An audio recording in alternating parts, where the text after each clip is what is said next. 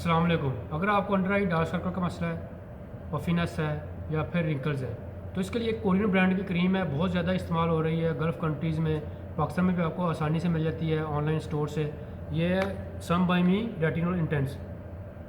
इसकी बहुत अच्छी क्वालिटी है कि इसमें जो इंग्रीडियंट्स हैं, जो इन्होंने इंग्रीडियंट्स मिक्स किए हुए हैं वो बहुत अच्छे हैं। पहले नंबर पर इन्होंने रेटिनॉल डाला हुआ है, रेटिनॉल इंटेंस है, रेटिनॉल है, रेटिनॉल है। ये एंटी एजिंग होते हैं और कोलेजन की प्रोडक्शन को ज़्यादा करते हैं, जिसकी वजह से जो रिंकल्स हैं वो कम होती हैं। इसके अलावा इसमें कोलेजन है, कोलेजन टाइप 1 है, टाइप 3 है। एजिंग होती है, उस प्रोसेस को स्लो करते हैं और रिंकल्स को ख़त्म करते हैं।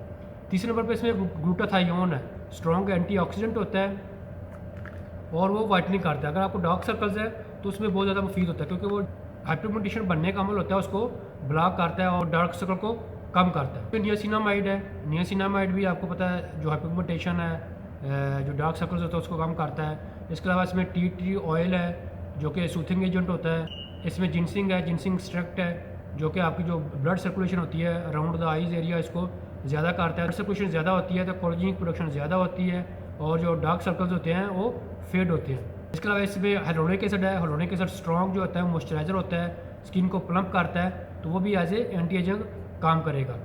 ये आपको ऑनलाइन स्टोर से मिल जाती है पाकिस्तान में भी, इधर गल्फ कंट्री में तो आपको आसानी से किसी भी फार्मेसी से मिल जाती है। अब डार्क सर्कल्स, पफीनेस या फिर रिंकल्स का कुछ लोगों में बहुत ज़्यादा होता है। इसकी बहुत सारी रीज़न हो सकती हैं, जेनेटिक हो सकता है, फैमिली हिस्ट्री हो सकती है। इसके अलावा कुछ लोगों की नींद प्रॉपर नहीं होती, उस वजह से भी हो सकती है। स्ट्रेस हो सकती है, एंजाइटी की वजह से हो सकती है, सन एक्सपोजर की वजह से भी हो सकती है।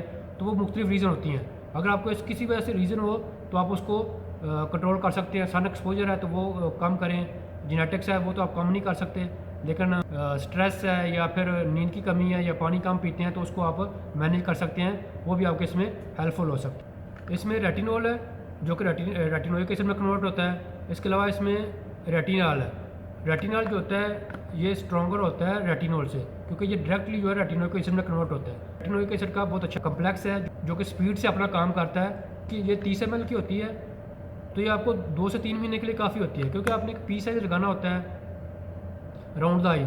और लगाने का तरीका ये है कि आप फेस वॉश से धो के, किसी अच्छे फेस वॉश से धो के आप इसको अपनी आंखों के गिर्द लगा सकते हैं 3 से 4 ड्रॉप। उसको आपने रब नहीं करना, आपने उसको टैप करना है।